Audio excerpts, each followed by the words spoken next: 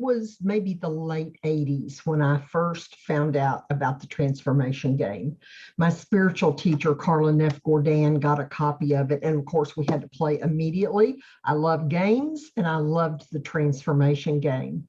It was maybe 10 years before I got to play the game again. And that time it was with a professional facilitator. Oh my God, it was amazing. The insights that I was able to get through having someone help me navigate the game.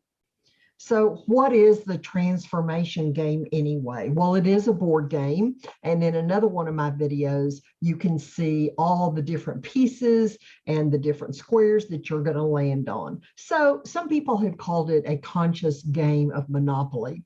But instead of landing on Park Place or Baltic Avenue, you land on an insight square or an appreciation square. There's even a miracle square.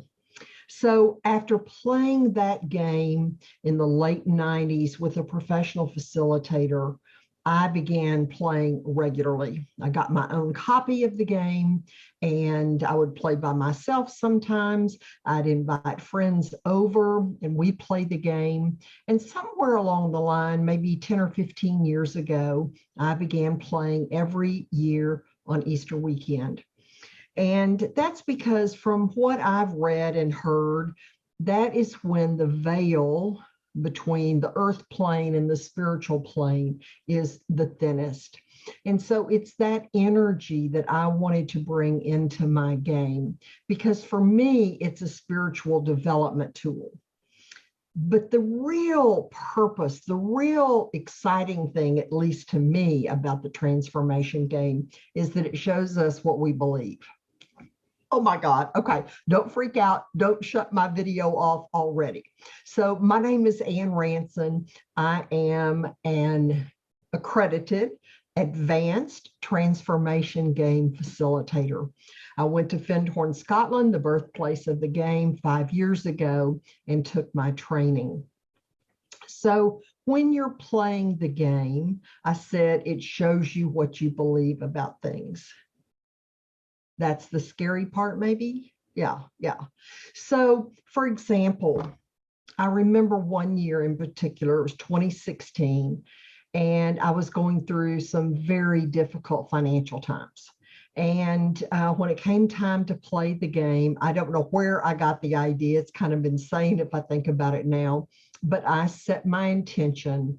I live life with joy and ease. That's what I wanted. That's what I have. I live life with joy and ease. Even though in that moment, I was suffering from terrible financial difficulties. In fact, I thought I was going to go bankrupt. That was a new experience for me, one that I hope to never revisit again. But what the game did was a couple of things. One is it showed me what I really believe about my ability to live life with joy and ease. Because, you know, I can want things all day long. I can want $1 million, but am I willing to do all the work it takes to make $1 million? Maybe not. So that's what I mean about the game really showing you what you believe about things. So that's one thing that I learned by setting that intention.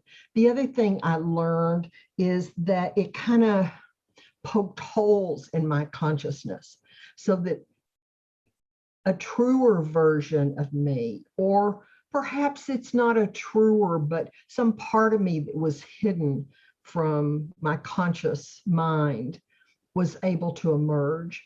And within weeks after playing the game, I decided to go to Findhorn, Scotland, where the game originated, and take the training.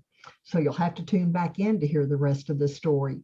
Thanks so much for joining me and hearing about the transformation game. I hope you'll look at some of the other videos that will go into more detail about the actual mechanics of the game and more about the benefits. So until I see you again, bye.